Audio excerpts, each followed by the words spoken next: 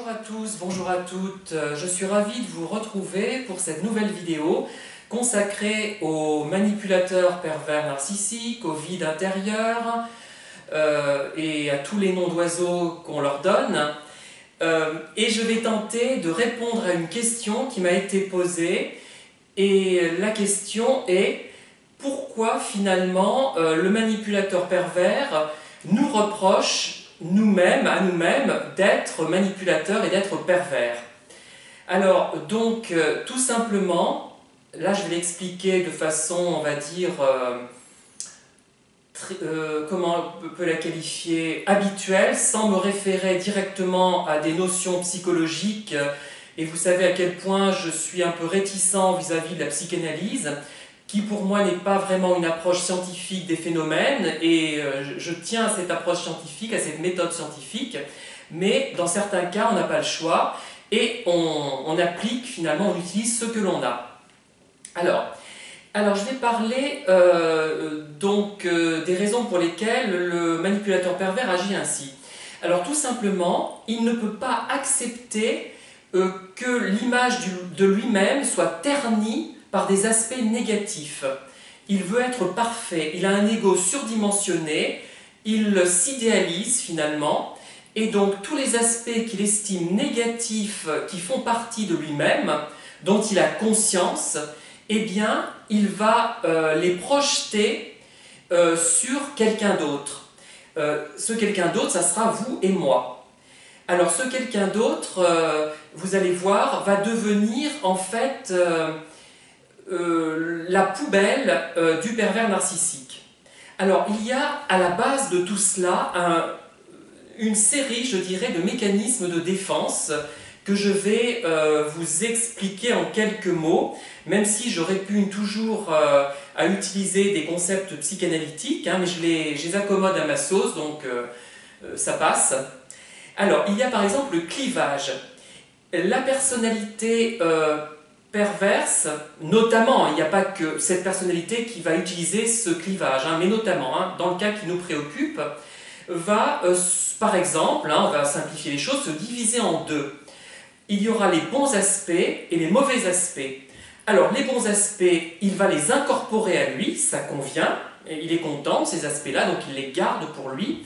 Et les mauvais aspects, il va les rejeter, et ça sera dans un endroit, il va les cacher dans un endroit finalement et qui ne lui sera plus accessible au bout d'un moment. Et les deux aspects de sa personnalité ne vont pas communiquer, vont s'ignorer. Voilà. Donc le pervers narcissique va, par ce clivage, conserver les aspects positifs, ceux qu'il estime positifs, qu'il veut conserver. Donc, ensuite, pourquoi il fait ce clivage? Pourquoi il a besoin, finalement, de ne posséder que des aspects positifs de sa personnalité? Tout simplement parce qu'il a de lui-même, il a un ego surdimensionné, il s'idéalise, il se présente comme quelqu'un d'extraordinaire, et quelqu'un qui est extraordinaire, selon ses conceptions, idiote à mon sens, mais bon c'est comme ça, ne peut pas avoir d'aspect négatif, trop négatif du moins. Voilà, donc clivage dans un premier temps, idéalisation de soi, c'est un peu intercorrélé, puisque l'idéalisation de soi peut produire le clivage, et le clivage peut être lié à l'idéalisation de soi. Plus il se clive, plus il admet qu'il a des aspects positifs en éliminant les négatifs, plus il s'idéalise. Vous voyez, ça va dans les deux sens. Il y a une flèche dans les deux sens, comme en maths un peu. Il y a aussi le phénomène d'identification projective. On projette sur l'autre ce que l'on refuse en soi, ce qui nous semble mauvais. Alors là, le clivage, on peut dire, ne réussit peut-être pas intégralement, c'est-à-dire que la partie mauvaise ne peut pas être complètement oubliée. Si elle ne peut pas être complètement oubliée, eh bien on la projette sur l'autre. Si on a des déchets chez soi, on les met dans une poubelle, et ils ne sont pas dans les pièces de séjour, dans les pièces de réception, dans les pièces qui sont belles et qui reçoivent le monde, pièces dans lesquelles on fait par exemple les vidéos. Alors ça me rappelle un peu cette maison. il y a un abri-bois à l'extérieur qui est collé à la maison, qui est collé à la partie cave et sous-sol. On a une porte particulière pour y rentrer, hein, elle ne coïncide pas avec le reste de la maison. Eh bien, quand on est arrivé, elle était encombrée d'objets hétéroclites.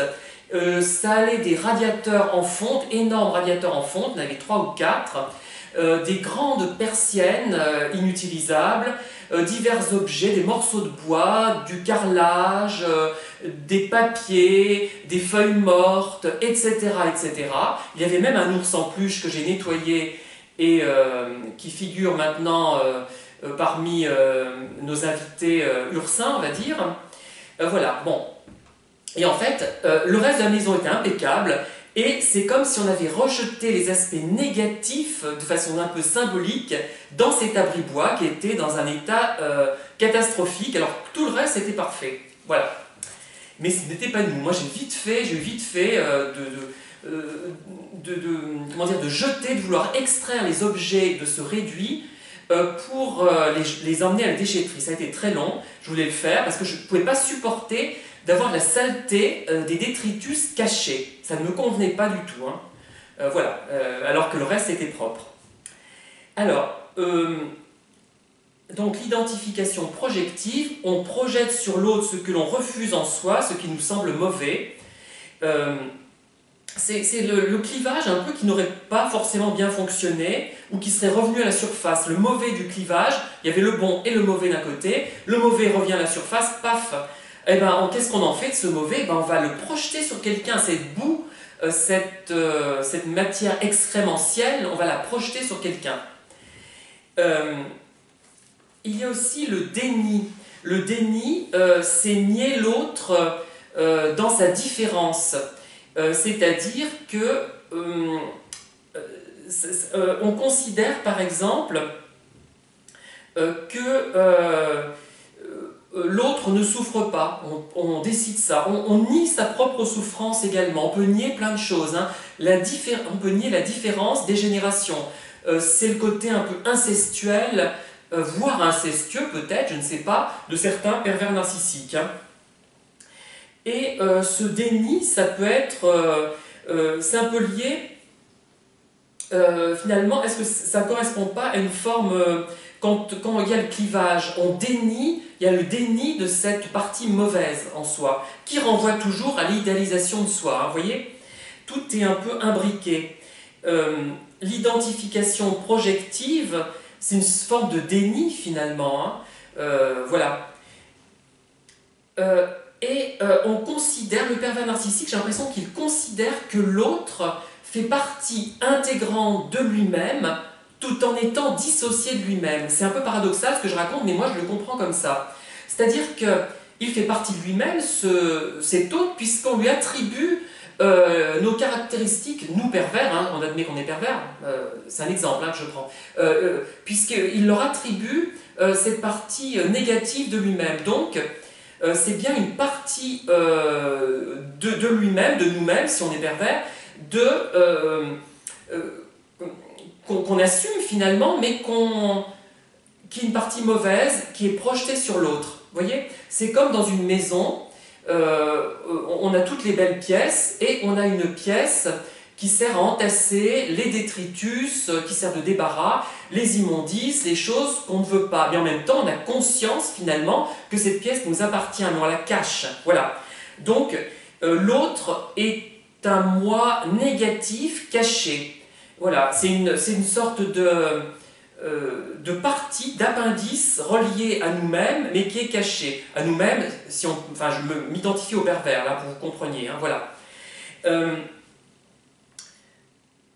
En même temps, il refuse, enfin comment dire, il refuse, donc l'autre, comment dire, voilà, le pervers, pour lui, l'autre est une partie de lui-même, une partie sale de lui-même, une partie moche de lui-même, en même temps, il le refuse, puisque l'autre est quand même, pour les gens qui regardent le pervers et sa victime, est quelqu'un de différent de lui-même quand même, hein, vous voyez ce que je veux dire? Donc, c'est quand même extérieur à lui-même. C'est à la fois intérieur et extérieur, je trouve. Et c'est là que j'ai du mal à m'expliquer, mais c'est comme ça que je le ressens. L'autre est un autre lui-même, et un autre lui-même négatif, qui porte la charge négative de ce qu'il ne peut pas assumer pour son moi positif. Et l'autre, en même temps, c'est quelqu'un de différent. À la fois lui-même et un alien, et quelqu'un de différent. Voilà. Je ne sais pas si c'est clair pour vous, mais moi c'est comme ça que je le conçois, si on vraiment va au fond d'analyse. Hein. Il y a un peu les deux. Est-ce que c'est les deux à la fois ou alternativement? Je ne sais pas. Difficile à trancher, puisque, comment dire, dans les phases, je dirais, où le pervers narcissique est un peu réaliste, parce qu'il a quand même conscience de ce qui ne va pas chez lui. On peut dire qu'il considère l'autre comme, comment dire, comme une vraie personne sur laquelle il a projeté peut-être ses aspects négatifs, et quand il ne veut pas voir, il considère l'autre comme une personne,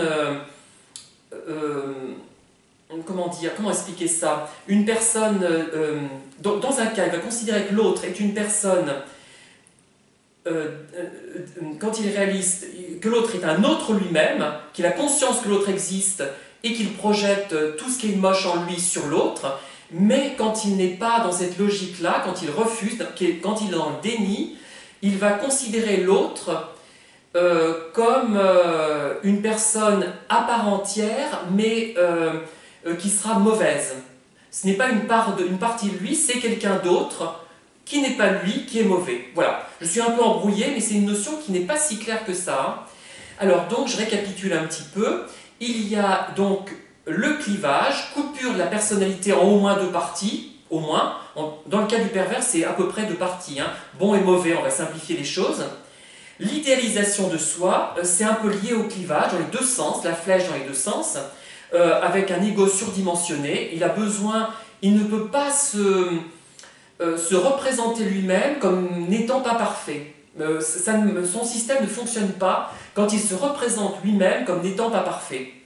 L'identification projective permet de refuser en soi ce qui lui semble mauvais, et cette identification projective donc, a des liens avec le clivage, comme je vous l'ai montré, et le déni, il y a du déni dans le clivage, puisqu'il dénie la partie négative, tout est imbriqué. Hein.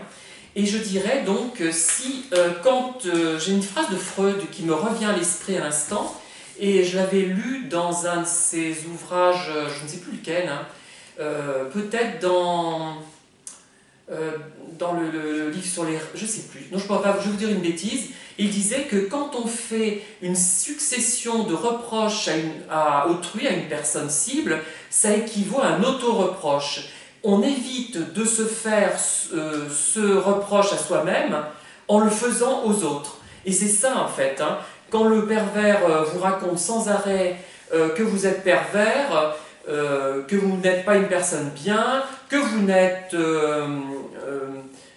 pas honnête, que vous avez tous les défauts du monde, c'est qu'en fait il a conscience d'une certaine manière que lui-même possède ses caractéristiques négatives, mais il ne veut pas les assumer, et grâce à ses mécanismes de défense, il ne les assume pas. Voilà.